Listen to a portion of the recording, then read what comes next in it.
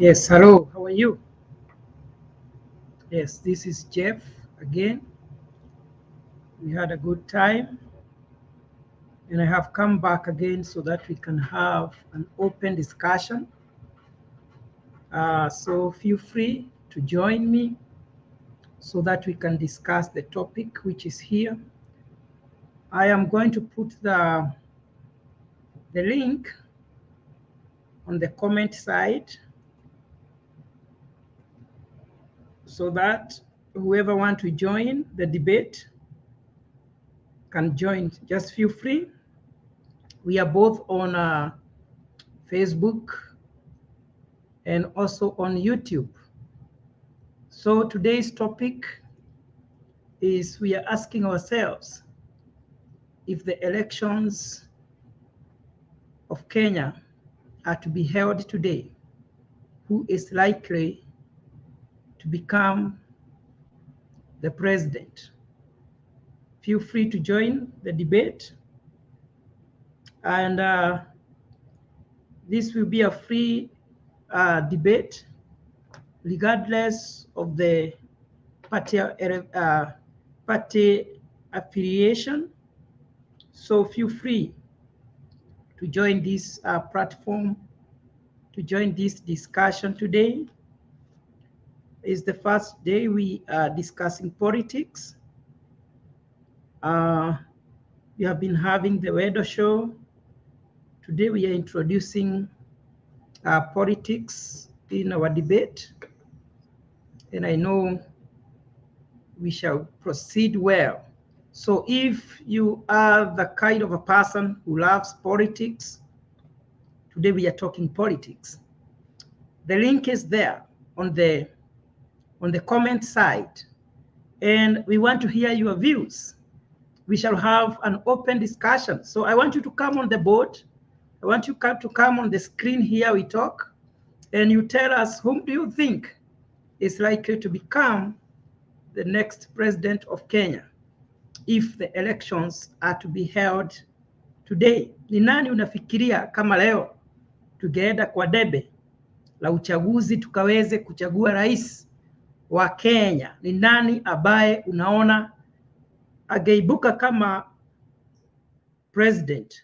Ukisema ni fulani, unatuambia ni kwa nini. If you say, for instance, if you say president or the former president, sorry, if you say, I see already somebody is saying William Ruto. I want you to come on the screen. There is the link there. If you say it is William Ruto, the vice president, you tell us why do you think that if elections are to be held today, William Ruto would become the president. If you say it is Raila Odinga, tell us why. Right now we have several people who have declared their interest to become, and there are so many. We have Mwangi wa Iria, nobody's talking about him. And maybe he has some supporters we want to know. If you think Mwangi wa Iria, Mwangi of milk, because he has worked very hard on the sector of milk on Murang'a, and maybe he want to use that as a strategy to win votes across the board.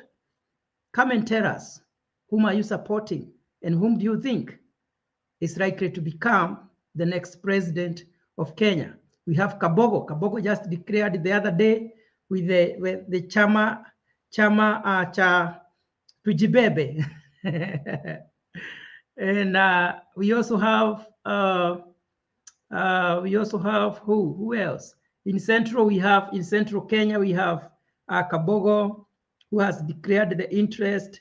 We have Speaker Muturi has also declared the interest. We have Mwangi wa Iria. In Mombasa, we have Hassan Joho, who said he is contesting against Baba to see if he's gonna win the ticket for ODM. We also have Jimmy Wajigi from Central Kenya. We also have in Western, we have Musalia Mudavadi. We have Moses Wetangula. We have also in Eastern, we have Kalonzo Musyoka, Ukambani. We have Raila Odinga. we have William Ruto. We have over 10 contestants or those who have declared the interest to become the president of Kenya.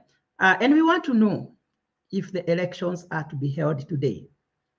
What are your views? Whom do you think has a chance of becoming the next president of the Republic of Kenya? It's going to be an open discussion, whichever language you want to use.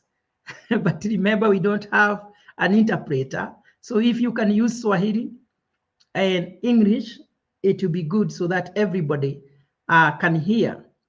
And it's going to be an open, free discussion.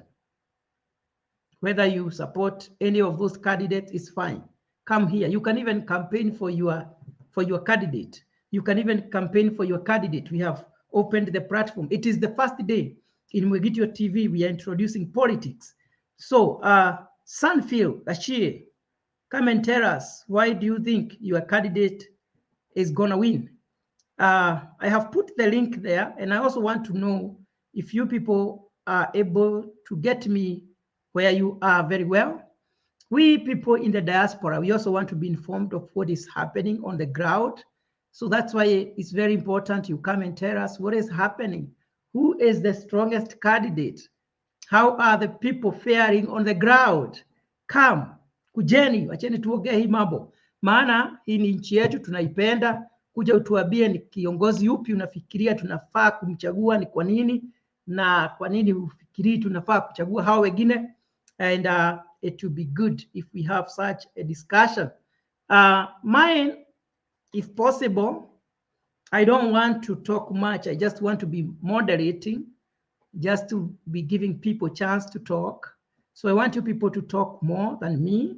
So ninataka ukuje hapa. Ninaona watu wengi wanakuja, wanachungulia, wanapotea.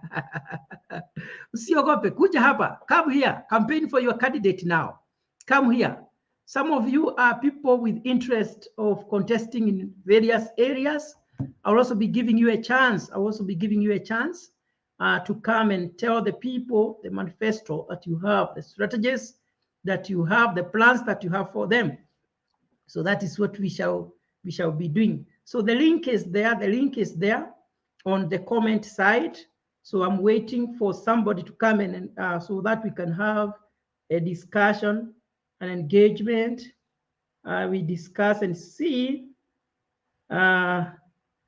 what is going on. Thank you so much. Yes, I'm inviting some people here.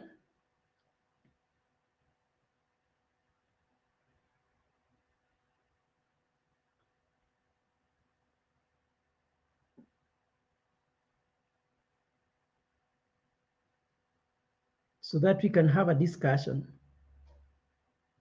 Feel free, the link is there. Come, talk to me. I'm here in the United States of America, Missouri, St. Louis. And we also want to know what is happening in Kenya. We want to feel connected. Yes. Tunataka kujisikia tukiwa nyumbani, tukiongea siasa kidogo. Kwa kipindi kilichopita, we had a good time. The servant of God was on the studio, and today I'm introducing a little bit of politics so that we can know what is happening on the ground. We have so many people who are contesting. You can also put down your comment there. Invite somebody to come and join. And we shall proceed very, very well. Invite somebody for us. Invite somebody for us. Subscribe to Mwegitio TV. Yes, support us. And it's gonna be well. So that is the discussion we are having today. Come on the screen. Let us talk. Today we are talking politics. I want to send this link to somebody here.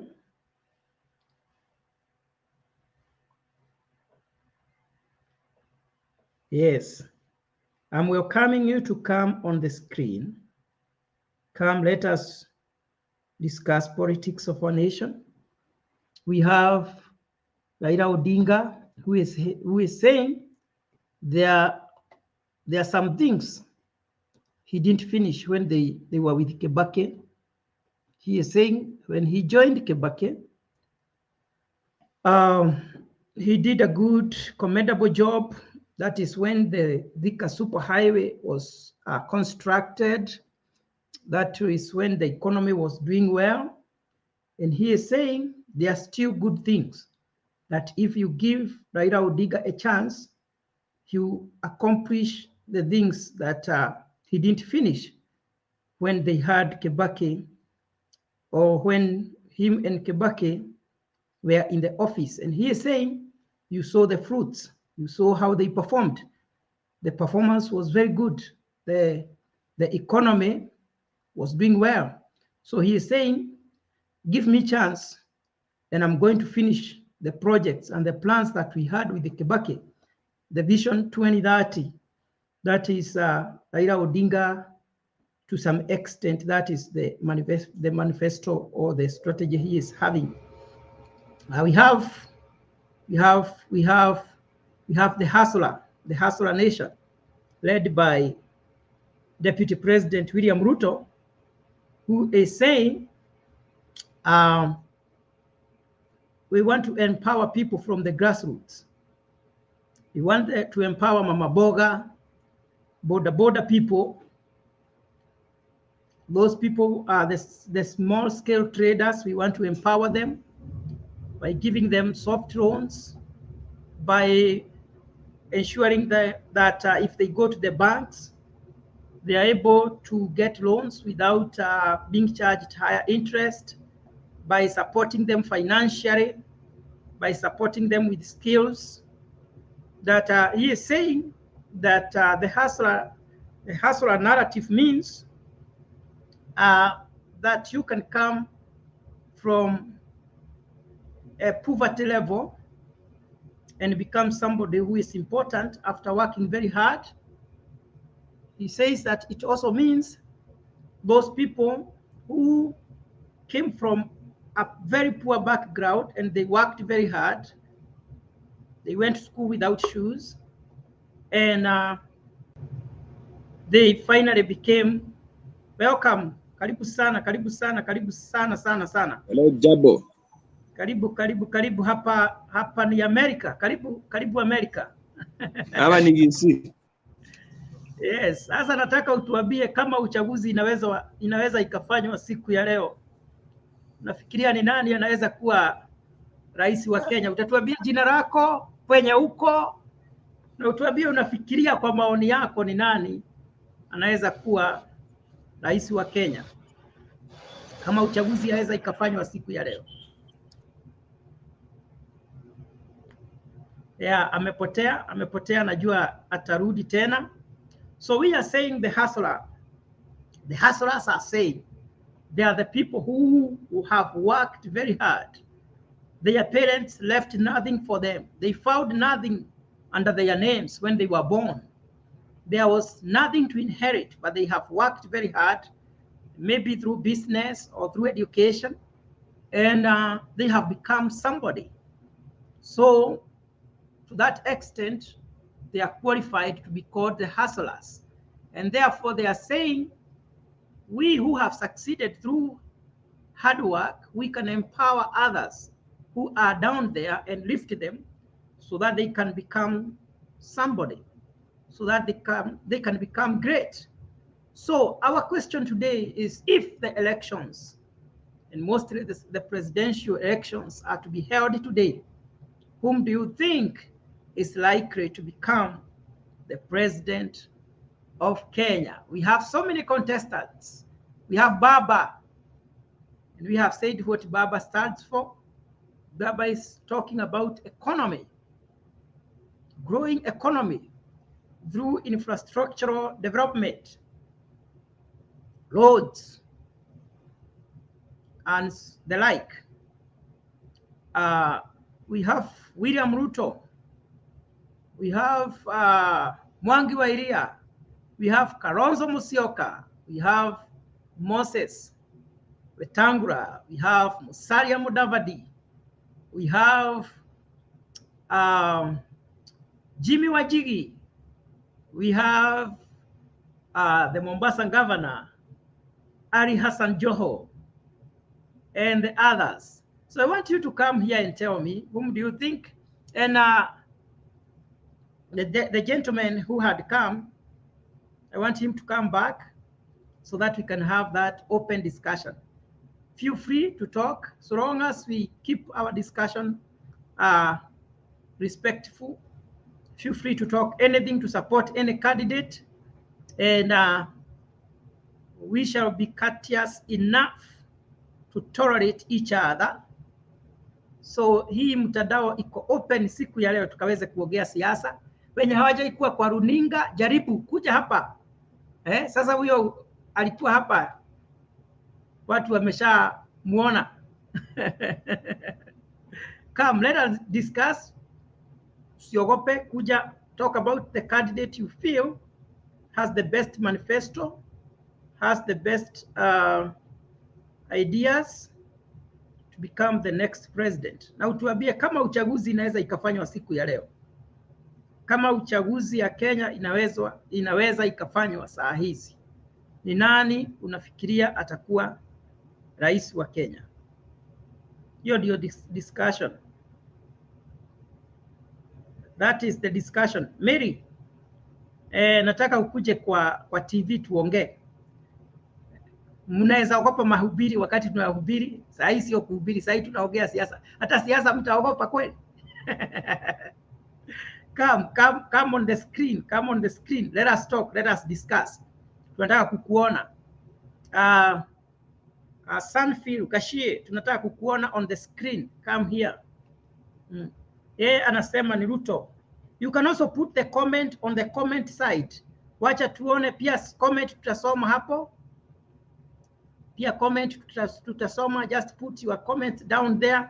Kama utake kukuja kwa screen tuongee, tuseme kama uchaguzi wa Kenya waweza ukafanywa siku ya leo, unaonelea ni nani anaweza kuwa kiongozi wa nchi ya Kenya?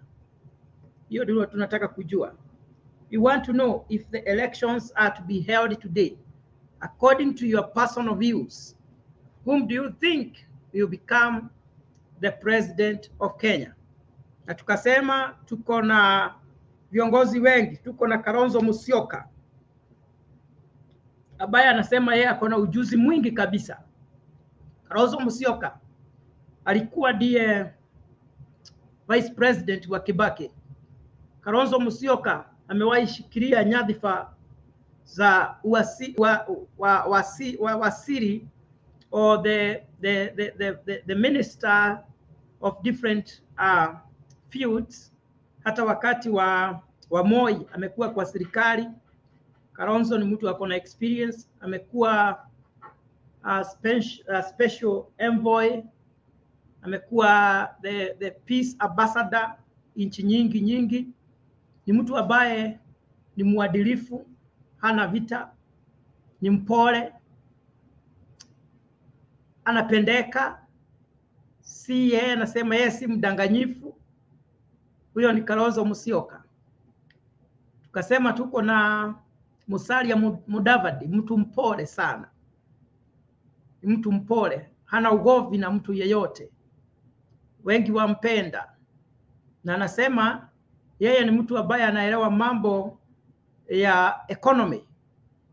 He understands the economy very well. Na anasema anataka kuwa kiongozi wa Kenya. Anasema wakati alikuwa waziri wa fedha, anasema ya kwamba alitenda kazi yake vyema na uchumi ikapanda. So anasema give me a chance, and what I did when I was the finance minister, I'll do it so that I can ensure the economy recovers. Huyo ni Musalia Mudavadi. Tuko na Jimmy Wanjigi ambaye anasema fagia wote. Jimmy Wanjigi anasema fagia wote. Kuna mtu wakati alienda huko, Jimmy Wanjigi alienda huko Kisumu, akapigwa na mawe, pigwa sana na akarushiwa mawe. Sasa mtu mmoja alikuwa anajaribu kuelezea kwa nini alipigwa mawe, akasema ya kwamba alikuwa anapigwa kwa mawe kwa sababu alisema fagia wote, na hiyo ni kumaanisha anasema fagia mpaka baba. Nataka ukuje hapa, naona wengi wanakuja wanachungulia, na waona nyote. Ukikuja tu ukichungulia ninakuona, so usiogope kuja hapa tuongee siasa, tuambie candidate wako ni nani. Kama unachagua mtu kama Jimmy Wanjigi, ni mtu ambaye akona pesa nyingi, akona pesa nyingi sana, anaweza akafanya campaign nchi ya Kenya. Na yeye anasema ya kwamba Jimmy anasema ya kwamba serikali nyingi ambazo zimeundwa, yeye ndiye amekuwa advisor wa wale ambao wanaunda serikali. Anasema ya kwamba yeye ndiye alikuwa katikati ya katika kushikanisha William Samoei Ruto na Uhuru Kenyatta na kuhakikisha ya kwamba wamepigana na kesi ya ICC. Anasema alihusika sana hata kifedha kuhakikisha ya kwamba hawa watu hawatafungwa na ili nchi ya Kenya isiigizwe katika nchi ambazo zimepitia mambo ya genocide. So wanasema kwa sababu ya ile kazi amekuwa akifanya, basi tumpatie nafasi. Huyo ni Jimmy Wanjigi. Na tena anasema yeye ni mtu ambaye amepata ufanisi, amefanikiwa sana katika biashara zake, na anaweza akasaidia watu wakaweze kuelewa na kufahamu biashara. So ninataka ukuje hapa, kwani watu wanaogopa siasa ama ni mimi mnaogopa? Nataka ukuje hapa tuongee siasa, utuambie ni candidate yupi, hata kama yeye sio mwenye una support. It's an open discussion. Tukuje hapa tuongee, tuseme ni candidate yupi ambaye unadhani anaweza akawa president kama uchaguzi inaweza ikafanyika siku ya leo. Najua Kenya ni asubuhi, hapa ni usiku. Nimekuja saa hizi kwa sababu huu ndio wakati wenye ninapata nafasi. Tukipata nafasi mchana pia tutakuja. Tukipata nafasi mchana tutakuja. So, lakini kwa saa hii, this is the time, hii ndio wakati tunapatikana. Masaa ya Amerika ni ingine ajabu sana. Kupatikana mchana ni muhadhara, sio rahisi. So mimi nataka ukuje hapa tuongee, tuambie. Haswa nyinyi ambao mko Kenya, mtuambie mnaona namna gani kama uchaguzi ikifanywa siku ya leo, ni nani anaweza kuwa rais wa Kenya? Naona wengi wanajiandaa muingie. Naona ni nani anaweza kawa rais wa Kenya?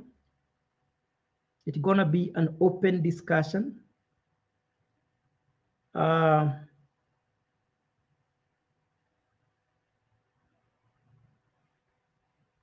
Na tutaendelea vyema.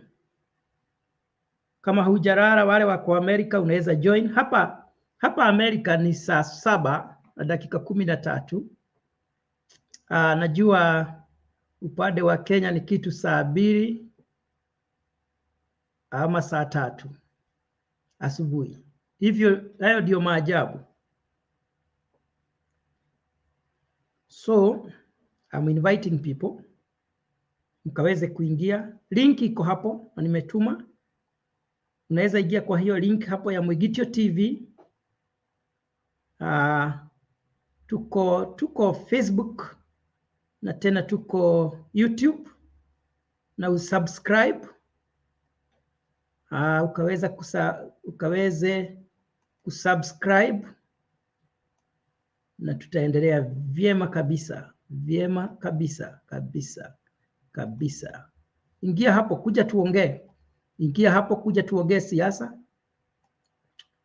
Tuko freestyle leo, tunaongea tu, tunazungumza tu mambo yetu ya siasa, na kesho tutakuwa tunaongelelea mambo mengine. Kesho ni Jumapili kama kawaida. So ninawaona nyinyi nyote, nataka muingie, nataka watu wakuje kwa screen. Hakuna mtu ambaye anahisi ya kwamba yeye anaweza kuja hapa tukaongea mambo ya siasa. Na usiogope hata kidogo. Kuja tuongee siasa. Kuja utuambie unafikiria ni nani atakuwa rais wa Kenya. Kama uko na nafasi, kama hakuna jambo unafanya, kuja tuongee, kuja tuongee. Tuko na Kabogo the bull. Kabogo, unajua Kabogo? Kabogo kwa Kikuyu ni fahari, ni kafahari kadogo ni fahari dama Kabogo. Kabogo sio fahari, lakini ni nyati. Ni nyati. Sasa anasema yeye sasa hatakuwa anaitwa Kabogo, atakuwa anaitwa Bogo. So Kabogo pia ako na mali, anaweza kafanya campaign. Sijui mali yake imefikia wapi. Kama unamsupport pia kuja hapa tuambie. Kama unaona yeye ndiye atakuwa rais wa Kenya, kama unaona kama ako na uwezo. Tuko na Mwangi wa Iria, yeye maziwa, sekta ya maziwa anasema anaifahamu sana. Yes. Tukaweze kuongea siasa kidogo. Tuambie candidate wako ni nani? Kwa nini unamsupport? Ni nini umeona kwake ambacho ungetuambia ama ungeambia Wakenya wengine wakaweza kukitamani? Tunataka kuwa involved katika uongozi wa nchi yetu, na tukaweze kufahamisha watu wakaweze kujua hawa candidate hatu wajui. Labda wewe ulikuwa unasoma na Raila Odinga, unaweza kuja utuambie ni mtu mwema ama ni mtu wa aina gani. Sisi hatukusoma naye. Labda wewe ni rafiki wa William Ruto, kuja tuambie hapa unaona ni mtu wa aina gani. Wewe unajua ground venye iko, unaona ni kama nani atashinda. Whom do you think is going to become our president? Unaweza kuja hapa uguess, tuambie mimi ninaona ni fulani. Akiingia tutakuja hapa tutareview, maana hii yote inakuwa recorded. Tutareview, tutasema fulani ndiye alijua ya kwamba fulani ndiye atakuwa na amekuwa. Okay? Karibu sana, karibu sana, karibu sana.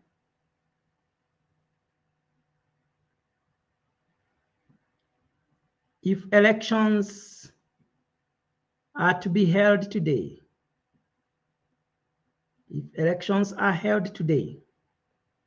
who is likely to become the president of Kenya? Who is likely to become?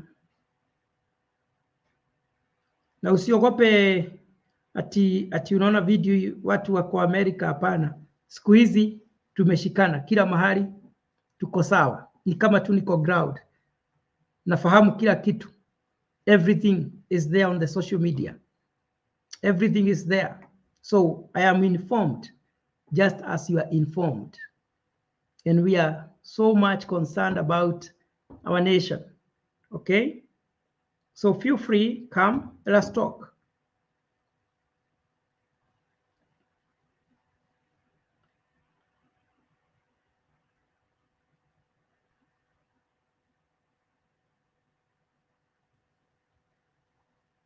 That is the link there. The link is on the comment side, so check the comments. The link is there. So also let me try to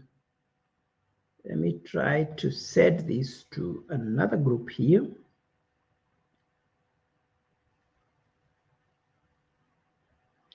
I'm waiting for you people so that we can have this discussion. I know it is at night here, and I have to do that at this time.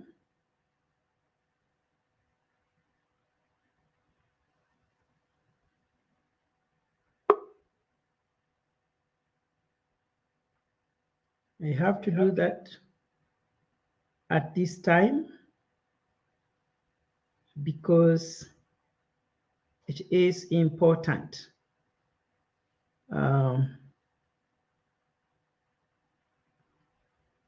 If the elections are to be held today, whom do you think will become the president of Kenya? That is the topic. Hiyo ndio topic yetu, iko hapo chini. kuja tuongee,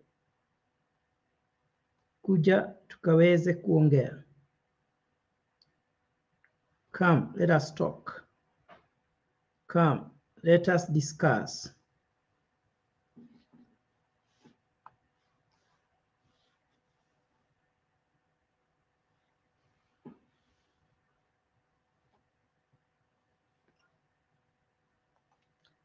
Kaweze kuingia hapo, kuja tuongee siasa. Kama wewe uko hapo nyumbani umepumzika, mimi nimekugoja hapa, kuja tuongee siasa kidogo, utuambie ya kwamba ni nani ambaye unaona atakuwa rais wa Kenya. Hiyo ndio tunataka kujua siku ya leo. We are interested to know, kulingana na maoni yako, ni nani ambaye atakuwa president wa Kenya. Uhuru Kenyatta amesema ya kwamba yeye atafanya juhudi zozote, atafanya juu chini, hata kwa hali na mali, kuhakikisha ya kwamba the former prime minister ambaye ni partner wa handshake amekuwa rais wa Kenya. Sijui wewe unaonelea namna gani? Kuja utuambie kama ako na uwezo wa kumfanya kiongozi. Hiyo ndio tunataka kujua siku ya leo, kuja tukaweze kuongea. Tuma comment yako pale, nitaweza kuisoma hapo kwa comment side. Just put down your comment. I'll see it. I'll see it. I'll see your comment. Na tena niko na uwezo wa kuileta hapo kwa screen, watu wakaweze kuona comment yako. Support your candidate hapo, sema candidate wako mwenye una support hapo, tutaweza kuweka hapa kwa screen, kila mtu ataweza kuona. Kama ya kwamba uchaguzi ungefanyika siku ya leo, nani unaona ya kwamba anaweza kuwa rais wa Kenya? Na tukasema tuko na candidates wengi. Tuko na Musalia Mudavadi, tuko na Kalonzo Musyoka, tuko na Moses Wetangula, tuko na Jimmy Wanjigi, tuko na Mwangi wa Iria, tuko na Kabogo, tuko na Speaker Muturi, tuko na Raila Odinga baba, tuko na Samuel Ruto, nasikia wakimuita Bill Samuel Ruto. Tunataka hapa tukajue ni nani ambaye unaona ya kwamba ataweza kuwa rais wa Kenya. Kuja utuambie hapa. Join the debate, join the discussion. I am well informed on the politics of Kenya. Unaweza kuja hapa tukazungumza, tukasaidiana. Labda uko na maswali unasikia ndani yako, tunaweza tukaongea. Mimi hufuata sana. So katika Mwigitio TV tutakuwa tuko na vipindi tofauti. Wakati mwingine tutakuwa tuko na siasa, kama saa hii we are in politics. Tunakuwa na kipindi cha upendo ambayo inafaa kuwa inakuja kila siku, but we are still setting our studio on the side of Kenya to ensure ya kwamba tutaweza kuwa tunaleta hizi vipindi kila siku. So masaa yetu inasubua kidogo na networks. We are working on that on the side, on the Kenyan side, to ensure that kila kitu itakuwa inaenda venye tumepanga. So na wangoja nyinyi muingie hapa.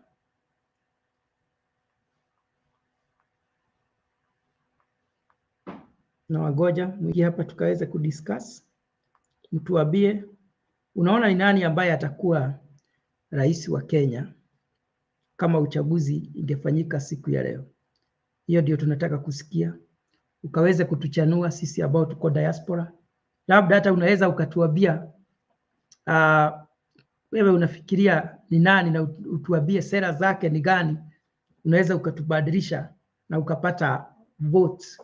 Hapa upande wa Amerika tumepigana sana tuhakikishe ya kwamba watu ambao wako diaspora especially huku kwenye tuko, wataweza kuvote katika uchaguzi ujao, maana tunahusika sana katika development ya nchi, na ninaona kukiendelea vizuri. Mswada iko hata katika koti ambayo tunapigania kuhakikisha ya kwamba watu ambao wako diaspora wataweza pia kuchangia katika kuchagua kiongozi wao.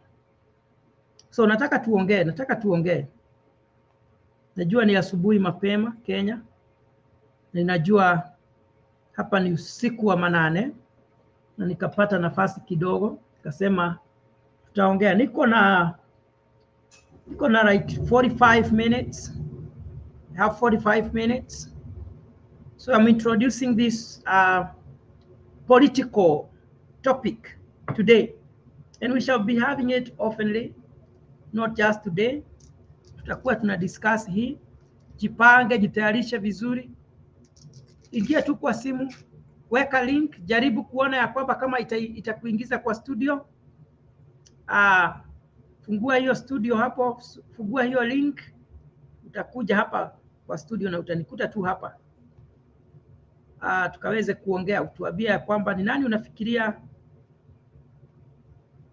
atakuwa rais wa Kenya if elections are to be held today. Whom do you think? Unafikiria ni nani atakuwa rais wa Kenya kama uchaguzi ungefanyika siku ya leo? Ninaona upande wa Kenya watu wameanza kustrategize, na ili wakaweze kuhusika, wakaweze kuwa katika uongozi wa serikali itakayokuja. Tuko na watu wengi sana ambao wanataka kuwania kiti cha urais. Hiyo ni demokrasia na inakubalika. It is acceptable. Nimeona tuko na zaidi ya watu 10 ambao wanataka kuwania kiti cha urais. So na ninajua kila mtu anayenisikia uko na candidate wako ambaye kwa mawazo yako unaona huyu ndiye atakaye kuwa kiongozi wetu. Nataka ukuje hapa utuambie mwenye unaonelea ya kwamba atakuwa president wa Kenya. Tutaweza kuwachambua mmoja kwa mmoja. Tuangalie Raila Odinga. Nasema ya kwamba yeye amekuwa katika kupigania demokrasia katika nchi ya Kenya, liberation, human rights. Amepambana na serikali ya Moi wakiwa na baba yake pia, hadi uongozi wa Moi wa KANU ukakubali ya kwamba kukaweze kuwa na vyama nyingi katika nchi ya Kenya. Najua kuna watu wengi hawajui, kuna wakati kulikuwa tu na chama kimoja Kenya ambacho kilikuwa kinaongoza, na hakuna chama kingine chochote kilikuwa kimeruhusiwa kusajiliwa. Kwa hivyo hakukuwa na msajili wa vyama vya kisiasa, hapana. Tulikuwa tu tunaongozwa na serikali moja, serikali ya Moi. Hakukuwa mtu mwingine yeyote ambaye alikubaliwa kuongea siasa nje ya chama cha KANU. Chama cha KANU ndicho tu kilikuwa chama katika nchi ya Kenya, na kukawa na watu ambao walisema hapana, lazima tukaweze kupata uongozi wa vyama nyingi, na wakapigana hadi Moi akakubalisha vyama vikaweze kusajiliwa, na ndivyo hapo tukaweza kupata DP ambayo ilikuwa ya Mwai Kibaki. Hapo ndipo tukaweza kupata Ford Kenya ambayo inaongozwa saa hii na Moses Wetangula, ilisajiliwa wakati huo. Wakati huo ndivyo tukaweza kupata Ford Asili ya Kenneth Jido Matiba. So tumepiga hatua, na wanasema mmoja wa wale waliopigania sana ni Raila Odinga hadi tukapata vyama nyingi. Na sasa anasema kulingana na vile yeye amepigana sana hadi tukafika hapo, tunafaa tumpatie nafasi akaweze kuongoza Kenya. Anasema ya kwamba amefungwa miaka 8 katika hiyo hali ya kupigania uhuru wa nchi. Amefungwa miaka 8, sio mwaka moja na sio 2, miaka 8 amefungwa gerezani. 8 years yake ametumikia jela. Yaani mtoto anazaliwa anakuwa mkubwa mpaka anafikisha miaka 8. Raila Odinga bado alikuwa kizibani. Anasema amefanya mambo mengi, alichangia sana katika 2010 constitution. Na anasema kwa sababu hiyo na development ambazo walifanya na Kibaki, basi inastahili tumpatie uongozi wa Kenya akaweze kuongoza hata kwa miaka 5, at least akafurahie ile kazi amefanya ya kupigania nchi. Tuko na William Ruto ambaye anasema yeye ako na ujuzi wa kisiasa. Anasema yeye amefanya siasa sasa kwa miaka 30 na hajawahi poteza.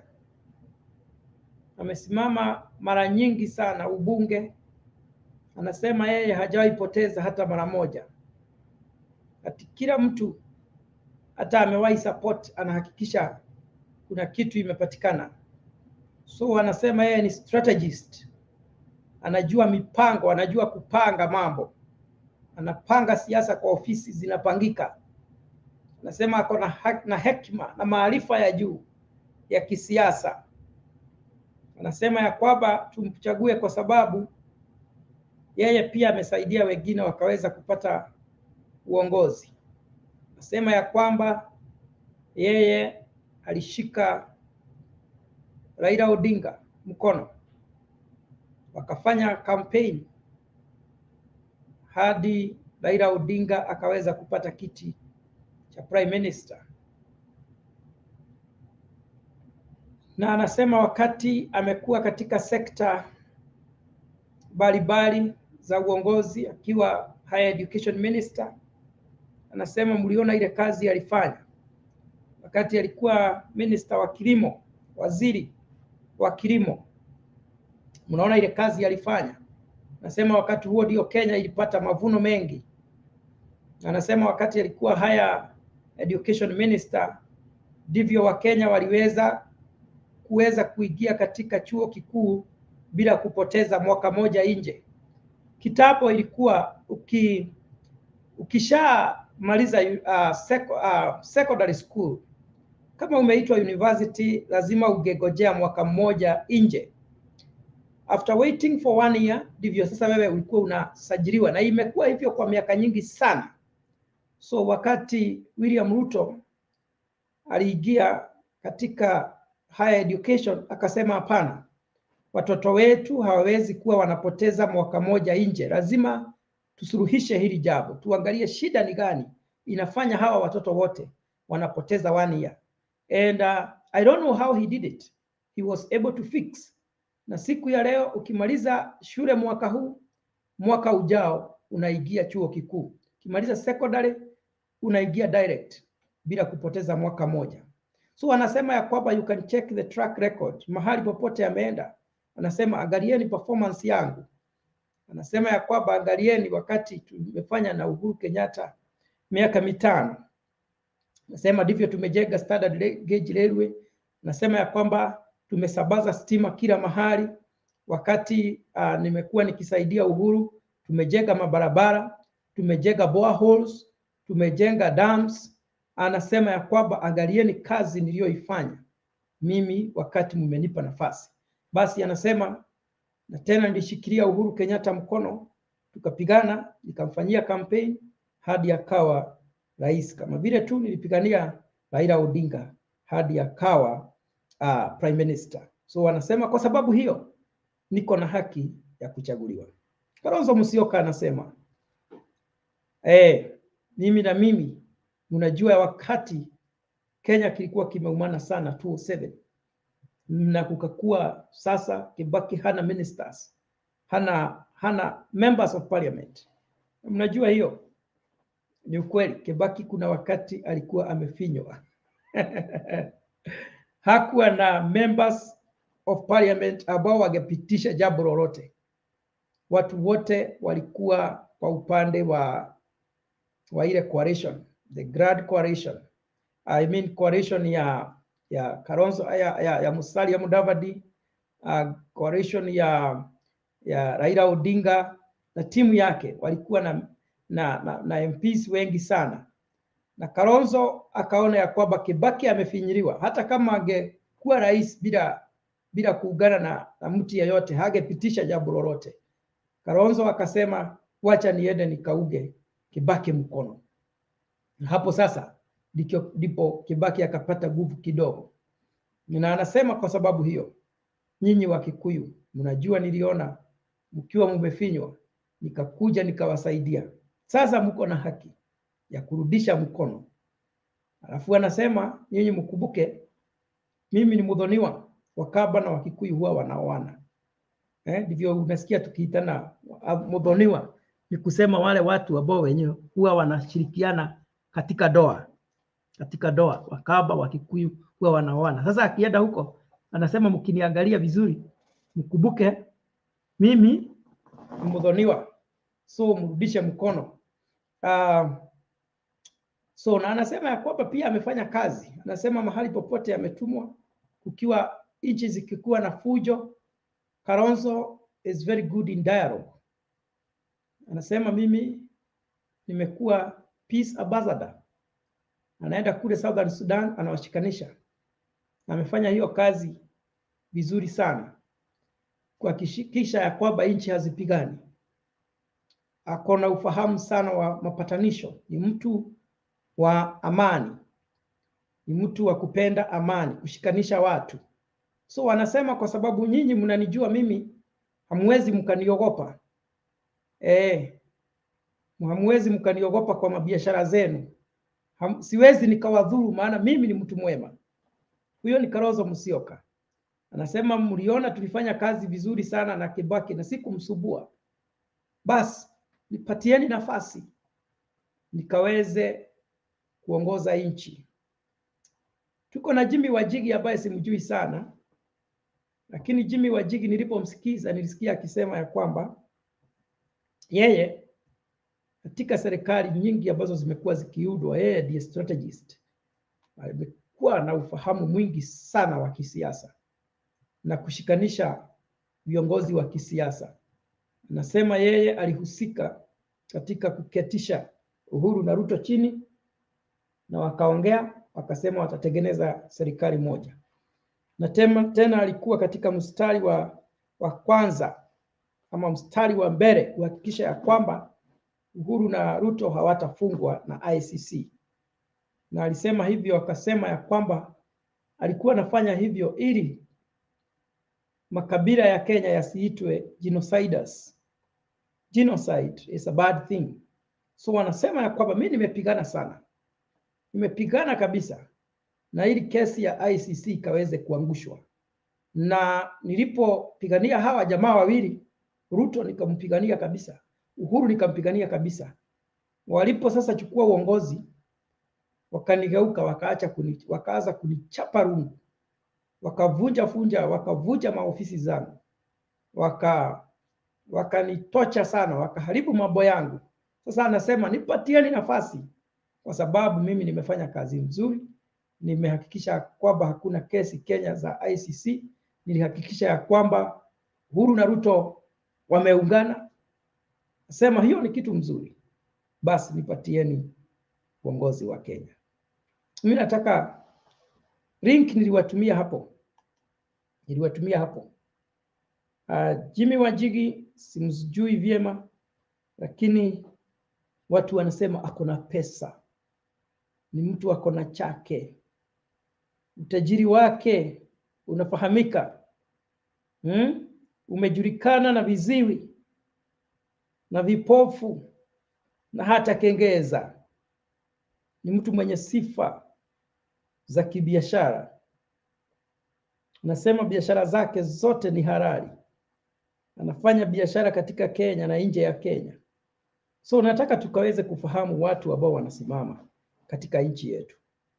Najua wewe unayenisikiza na ninaona unanisikiza, unaweza ukakuja hapa ukatuambia kitu tukaweze kufahamu kuhusu viongozi ambao tuko na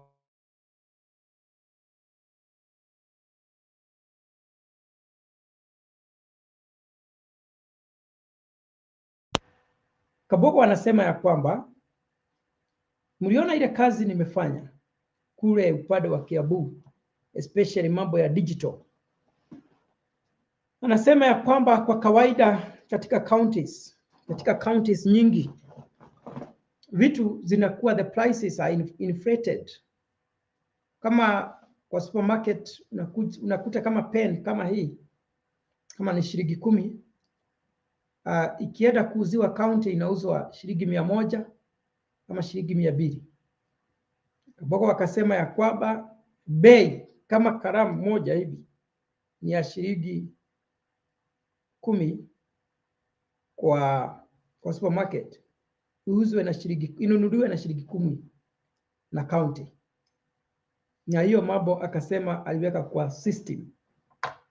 Sijui maana mimi sikuwa pale, lakini hiyo nilisikia akisema. Anasema mambo mengi. Anasema kama ni barabara, anasema hakuna haja ya kukopa loans kujenga mabarabara. Anasema contractors wapewe tenders za kujenga barabara, na hizo barabara waweke tolls, walipishe, wajirudishie pesa zao, watuachie barabara wakishamaliza kurudisha pesa zao.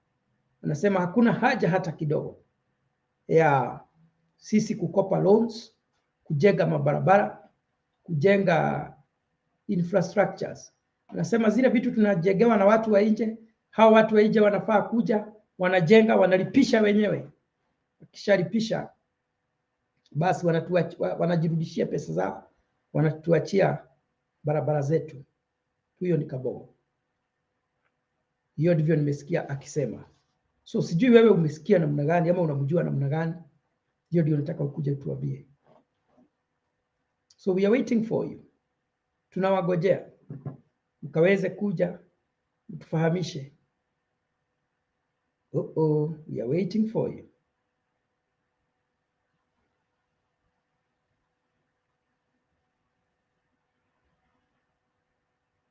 Najua wengine hawajaamuka.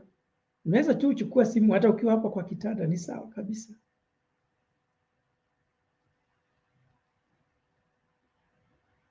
Yes, we are waiting for you.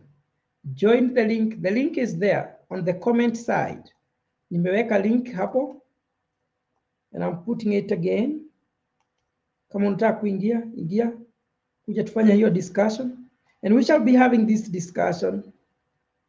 I don't want to say when, but every time I get a chance. Tukiendelea kufanya yale mambo mengine, tunataka kufahamu viongozi ambao wataongoza nchi yetu. Unakuja hapa unatuelezea na tutaendelea vyema. Tutaendelea vyema kabisa. Na wagojea hapo. Naangalia hizi comments. Salama sana. Usinisalimie tu. Ingia hapo tuongee. Okay? Tuambie vile unafahamu kiongozi wako. Tuambie ni nani unaonelea atakuwa kiongozi wa Kenya kama uchaguzi ingefanywa siku ya leo. That's what we are waiting to hear. Okay? So tuko katika Mwegitio TV. Tunawapenda sana na tunafurahia kuwa pamoja na nyinyi, na tunataka kusikia vile mnafahamu nchi yenu. Sana huwa tunaongozwa na watu ambao hata hatuwafahamu. Wengi wetu hata huwa hatuchaguani, Na unajua nguvu ya kuchagua viongozi iko katika mikono ya wananchi, na ndivyo tunasema vile watu wanataka. Mungu hupiga muhuri mara nyingi. The will of the people is the will of God. Watu waliposema hawataki Yesu, wanataka mwizi aachiliwe, hivyo ndivyo ilifanyika. So kile ambacho wananchi wanataka, hicho ndicho Mungu huwapatia. So ni vizuri tunakuja hapa, tunajadiliana, tunajua viongozi wetu vyema. Tukisha wajua, halafu sasa watu wanaweza kufanya informed decision kwa sababu wanafahamu viongozi wao. So tuko hapa tukaweze kufahamu viongozi wetu. We want to know our leaders. Tunataka utuambie ni nini unajua ama unafikiria ni nani atakuwa kiongozi wa Kenya. Put your comment on the comment side. Tuko na link hapo. Unaweza ukaingia, kuja tujadiliane. Come, let us talk. Come, let us have that discussion.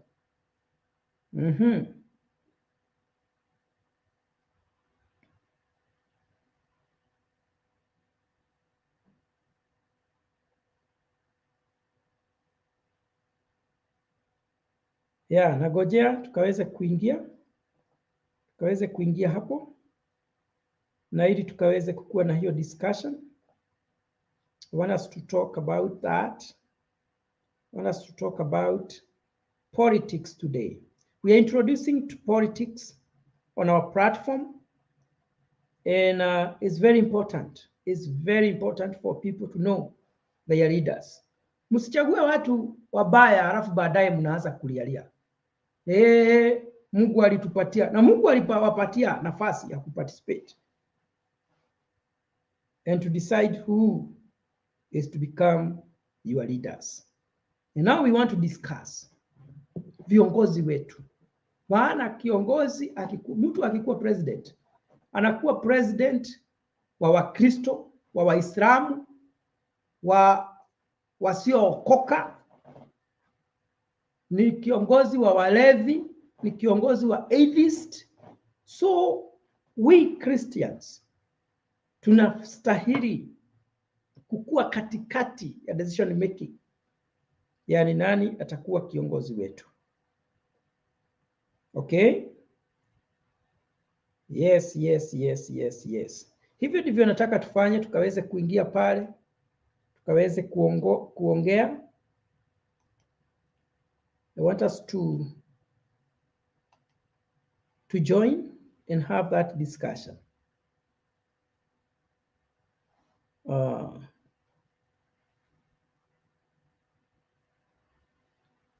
Acha tukaweze kukuwa na hiyo discussion.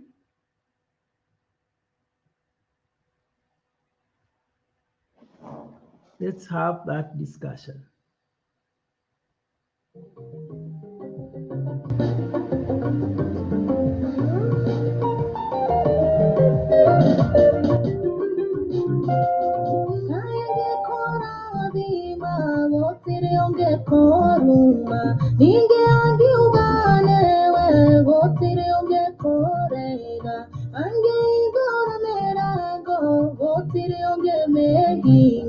Angi wana indare aku, votiri onge mukara.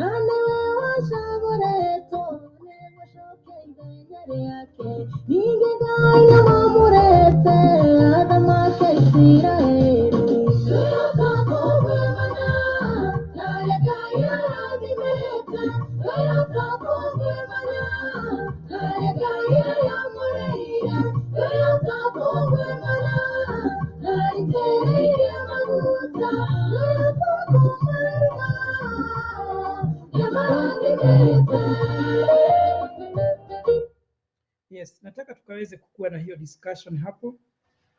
I want us to have that discussion. I want us to have that conversation. Tell us what you think about the leaders that we have. Tell us whom do you think has a high chance of becoming the president of Kenya. We want to know, and we also want to hear your views. You tell us why. Tuambie ni kwa nini unafikiria huyo mwenye unasema atakuwa rais wa Kenya, unafikiria atakuwa rais kwa sababu gani? Nataka ukue free. Join the link. The link is there. Na usiogope una support nani. Hao wote ambao una support ni wa Kenya. Wote ambao una support ni wa Kenya. Tuko tayari kukusikia. Tuko tayari kabisa kabisa kukusikia. Kukusikia tuko tayari. Tuko tayari kukusikia kabisa. Kwa hivyo tunafanya siasa kidogo. Tunafanya siasa kidogo tu. Nataka ujoin, link iko hapo kwa upande wa comments. Ukuje utuambie ni nani unafikiria anaweza kuwa rais wa Kenya. Nani unaona akona chance, tuseme kesho uchaguzi ikaweza kuitishwa siku ya kesho. Unaona ni nani atakuwa rais wa Kenya? Tuambie, tupatie comment zako hapo na tutafurahia. Okay? Jambo Kenya.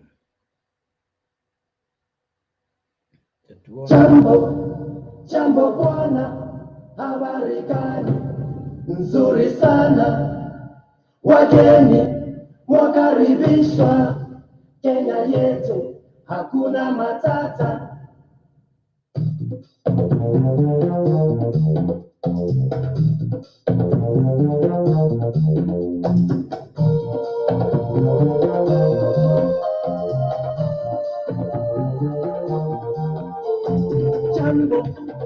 Jambo bwana, habari gani? Nzuri sana. Wageni wakaribishwa Kenya yetu, hakuna matata.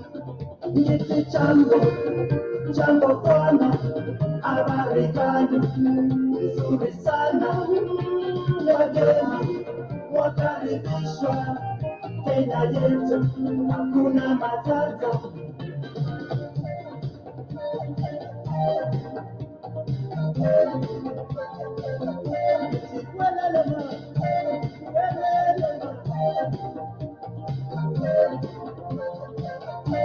Nalalande bati jambo bwana, habari gani? Nzuri sana. Wageni wakaribishwa Kenya yetu, hakuna matata. Kiti jambo bwana, habari gani? Nzuri sana. Wageni wakaribishwa Kenya yetu, hakuna matata. Kiti jambo bwana, habari gani? Nzuri sana. Wageni wakaribishwa Kenya yetu, hakuna matata. Kiti jambo bwana, habari gani? Nzuri sana. Wageni wakaribishwa Kenya yetu, hakuna matata. Kenya nchi nzuri, nchi ya maajabu, nchi ya kupendeza, hakuna matata. Kenya yetu, hakuna matata. Hakuna matata. Hakuna matata. Kenya wote, hakuna matata. Hakuna matata. hakuna matata. Kenya wote hakuna matata. Hakuna matata. Hakuna matata. Hakuna matata. Hakuna matata. Kenya wote hakuna matata. Hakuna matata. Hakuna matata. Hakuna matata. Yes, nataka ukaweze kumkaribisha mtu tukaweze kuongea kuhusu viongozi wetu, na tumesema ya kwamba tuko na viongozi wengi katika nchi ya Kenya. Tukasema ya kwamba tunataka kuwa tunahusika katika decision making za nchi yetu, maana tunaipenda. Tunataka Kenya ambayo haina matata, na tutaweza kuongea kwa lugha yoyote ambayo unaitaka. Wewe ukija hapa, haswa kama wewe unaelewa Kikuyu, ukija hapa tutaweza kuongea. Weka hapo link, tutaweza kuzungumza. Najua sana sana Mwegito tumezoea kuongea kwa Kikuyu, so usiogope, unaweza kuja hapa tukaweza kuzungumza hata Kikuyu. Nafahamu Kikuyu chote. Ukija hapa utake tuongee Kiingereza, tutaongea. Ukija hapa utake tuongee Kijaruo, utakuja na ukuja na interpreter. So nataka tukaweze kuzungumzia siasa za nchi yetu. Kasema ya kwamba tuko na viongozi wengi, tunastahili tufahamu Wakenya mnahisi namna gani ama maoni yenu ni gani, na tunataka kujua in advance ya kwamba kama uongozi ama kama uchaguzi waweza ukafanyika siku ya leo, unaonelea ni nani atakayekuwa rais wa Kenya. Nataka uje hapa tukaweze kuzungumza pamoja. Let us talk together. Come, let us reason together. We want to hear your views. We also want to see your comments down there. Put your comments there. Tunataka ukaweze kuweka comments zako hapo chini. Send that link to people. Tuma link kwa watu. Ambia watu waje hapa. Mtu yeyote, hata kama ni mwanasiasa, aje hapa ajitetee. Tukaweze kuongea, tukaweze kusema, kuzungumza, tukaweze kujua, tukaweze kuzungumza na tukaweze kufahamu ni nani tunaona ya kwamba atakuwa rais wetu wa Kenya. Kama ukisema ni fulani, tuambie bona. Why do you think that is the person who is going to become the president of the Republic of Kenya? That is the kind of conversation I would like us to have with anybody, mtu yeyote ambaye anahisi ya kwamba kuna candidate amempenda sana na anaona huyu ndiye atakuwa kiongozi wetu kama uchaguzi waweza ukafanyika siku ya leo. That is the topic that we have there, and I want us to discuss that. I want us to have that conversation. I want us to have that discussion. Nawakaribisha. Ninataka at least watu wakaweze kuja kuzungumza hiyo.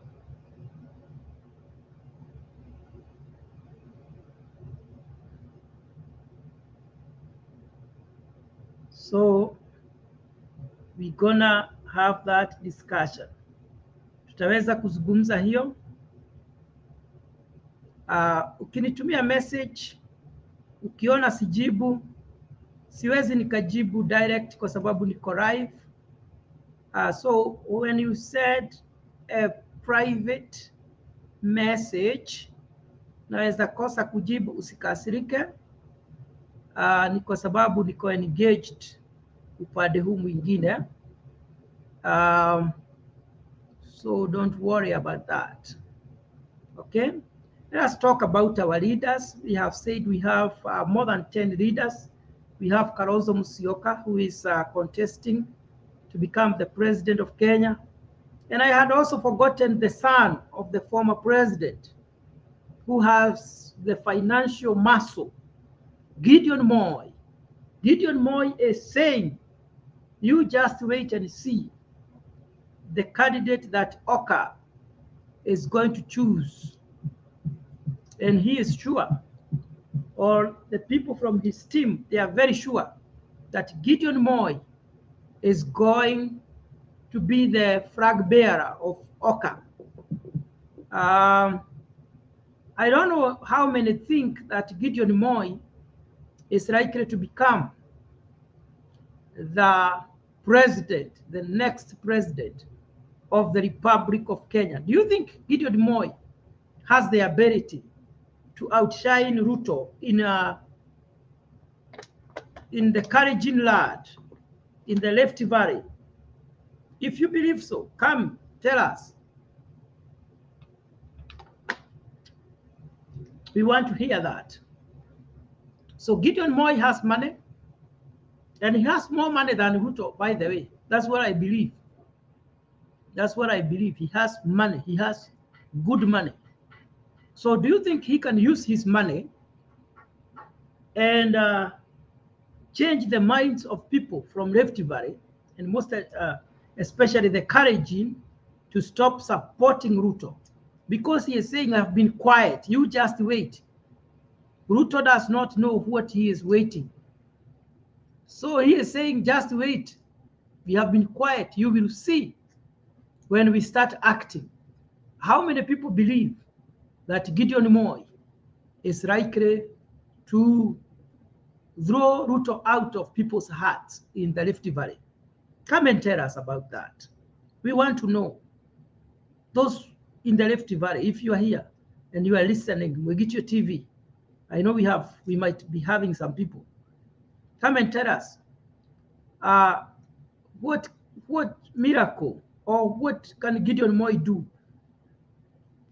Or do you think he has the money, as he is saying, to do that? Of course, he has money.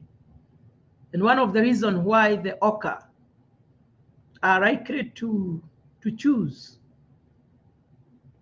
this man, Gideon Moy, is because Gideon Moy has the money to campaign in the whole of Kenya, which is the challenge. That is the challenge that Musalia Mudavadi might be having. That is the same challenge with Kalonzo Musyoka. Gideon Moy can use several billions to campaign the whole of the Kenya. Kenya is huge, and you know the people of Kenya. If you don't give them something, they don't vote for you. In Kenya, it's not about who has the best ideologies. It is about who has the big name, who has the bigger name than the other, plus who has money. So, do you think Gideon Moy, with his money, is able to throw Ruto out of Rift Valley and campaign in the whole of Kenya vigorously and become the next president of Kenya? I don't know why I had forgotten about him, but though he is not, he has not built his name very well politically, he is not the kind of a person to ignore because he has the financial muscle to do that. He can campaign in the whole of Kenya. And people like being associated with people with money. Because if Gideon Moy has no money, those people you see around him, you cannot see them. You cannot see them. Most people who are around these leaders that you see, they are there because of what they get. So, Kalonzo Musyoka might be having very good strategies. Do you think strategies or the ideologies or the ideas that he has to improve the nation of Kenya can cause the people of Kenya to choose him as the president of Kenya? Help me share this link, invite somebody. Let us have this conversation here in Mwegitio TV. Let us know what people are saying about Kalonzo Musyoka. He is confident. He is saying, wait and see, I am the next president of the Republic of Kenya. Do you believe Kalonzo Musyoka is likely to become the next president of Kenya? If yes, why do you think so? Which strategies will help him become the president of Kenya? Of course, he can convince the Ukambani people. Will Kalonzo Musyoka convince the people of Nyanza, the people of Western, the people of Coast, the people of Central to vote for him? The same case applies to Musalia Mudavadi. Musalia Mudavadi is a good guy, polite. He's a gentleman. He can become our Kibaki. People are saying Musalia Mudavadi, his character traits resembles those of our former president, Mwai Kibaki. And he is saying, wait, I am confident I'll become the next president of the Republic of Kenya. What do you think? Do you think Musalia Mudavadi is likely to become the next president of Kenya? If you say yes, that's what you think if the elections are to be held today. Why do you think so? Why do you think he is popular? We have Hassan Joho. And Joho is saying he is going to contest for ODM ticket. Do you think Joho can overthrow Baba? Surely. From ODM. Do you think so? Do you think Joho can defeat Baba in the ODM primaries? What do you think Jimmy Wanjigi is trying to do? This is a question I've been asking myself. What is Jimmy Wanjigi trying to do? Contesting and campaigning against Baba. And he is doing it seriously. And he is spending money. What is Jimmy trying to do? Somebody, please come and help us to understand. What do you think Jimmy is trying to do? Do you think Jimmy can overthrow Baba? That he is going to defeat Baba? And instead of Baba, Jimmy Wanjigi believes he is going to forgive Baba and anybody else who want ODM ticket. What is Jimmy trying to do? I want somebody who understands the mind of Jimmy to come here and tell us, this is what Jimmy is doing. And you have seen it. He is spending money. He has given Eric Omondi a car.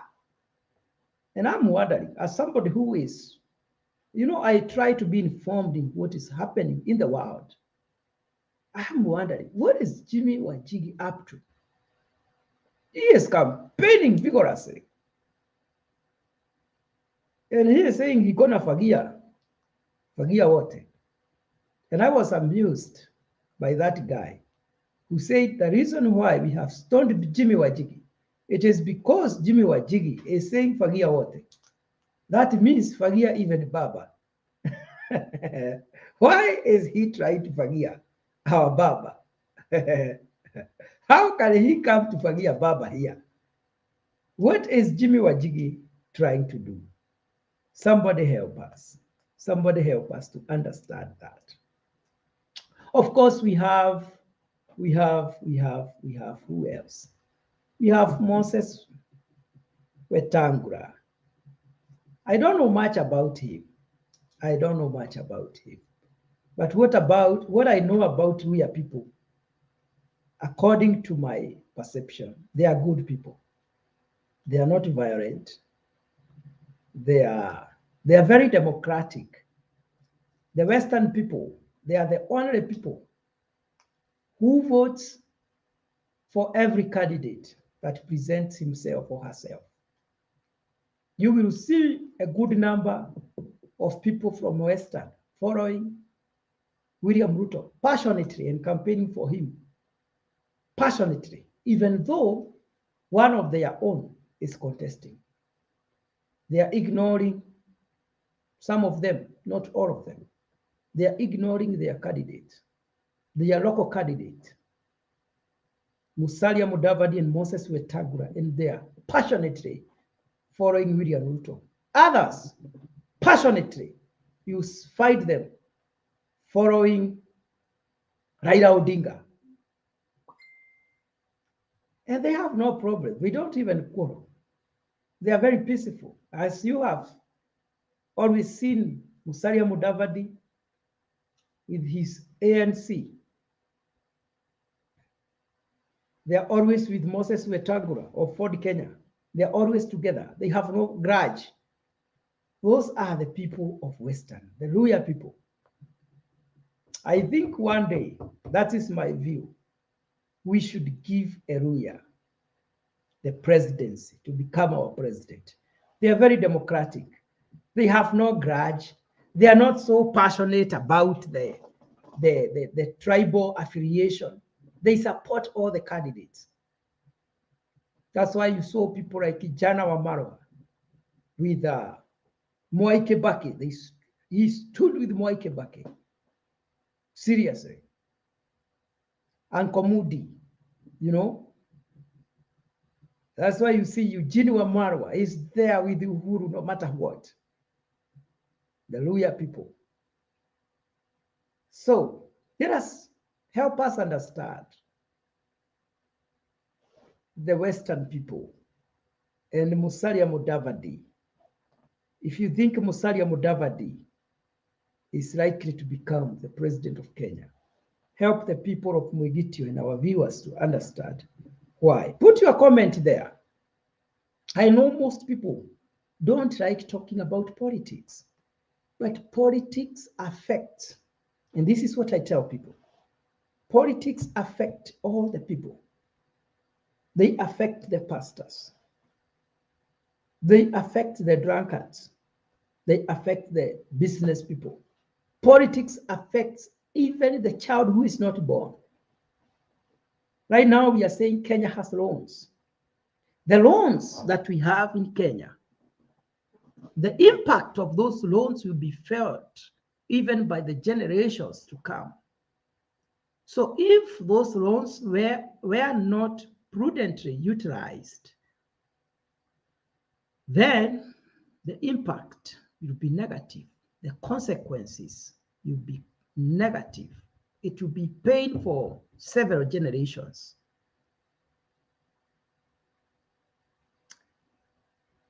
And you see, many people say, you know what, politics is a dirty game. I don't want to be involved because I am holy. That is deception of the enemy. It is the deception of the devil, because the devil wants to oppress people. If you who is holy and pure don't want to be involved in politics, then you have left politics to determine your fate. You have allowed other people whom you think are not right to determine your right, to determine your life, to determine the life of your child. So when those strategies, when those plans, when those governmental structures are being put down, I expect that the people who call themselves godly people, the people who call themselves good people, actually should be in the front line saying what they want. I hear people saying, oh, we have these leaders, they are doing this. But when decisions were being made, you never participated. You were nowhere. You didn't even want to say anything about it. You wanted to remain silent. You wanted to remain quiet because you are a good person. You are badly mistaken. So we should be always involved in what is happening in our country. And we should not allow people to determine our fate. We should not allow people just to do things on our behalf. We should be there on the table doing them. And I'm pleased by those servants of God who involve themselves in politics. When you look at the Bible, you even see that the people of God and the politician, that is the priestry, the priest office, and the king's office, because we have the kingship office and we have the priestly office, they work together. The work of the priest or the work of the godly people or the men of God is to guide the office of the politics, the political office. That's why you see Samuel. Samuel is the one who is sent by God to go and anoint David, and he is the same one who had anointed Saul. And when Saul sinned against God, it was Samuel who was sent to go by God to go and tell him that you have strayed against God. You have gone out of the way. That is how it's supposed to be. It's those two things, politics and the church, are inseparable from the time immemorial. In fact, in the history of the Bible, the political leaders were being chosen by God. There is no way you separate us from talking about this. Very important, very critical. If you don't want the nation of Kenya or any other country, because I know when we are in the air right now, I cannot control who is to listen to me or who is not. So if you want in your country not to be led by criminals, you must be involved in the discussion that touches your country. And that is why I'm telling you people, let us talk about our leaders without fear or favor. Let us discuss them. Let us tell people what we know about them. If they can help us or if they cannot, those are the things we are supposed to talk. And that is why from today we are introducing this, the hot seat, the political hot seat, so that we can be discussing our leaders. So we are saying we have leaders in Kenya who are contesting, and there are so many. Help us make a prudent decision. Come here. Let's talk about it. Come here. Let's talk about it. Come here. Let us discuss. Let us discuss. Let us discuss about Baba. Is there something good still remaining in Baba that Kenya can utilize before Baba retires from politics? Is Uhuru Kenyatta able, because he said he will do everything, is he able to make Baba the next president of the Republic of Kenya? And I think I'm becoming sleepy now because it is late now. So that is what we shall be discussing in this topic, not just today, most probably even tomorrow after the service. We shall still discuss our leaders. And I want people to be always very open and be confident to come here on the screen so that we can discuss about this. We shall be doing it freely. We shall be doing it. And I know we shall be in a position to make wise decisions without being told by the leaders what they want us to hear, because we ourselves will have exchanged our views. And that will be very, very important.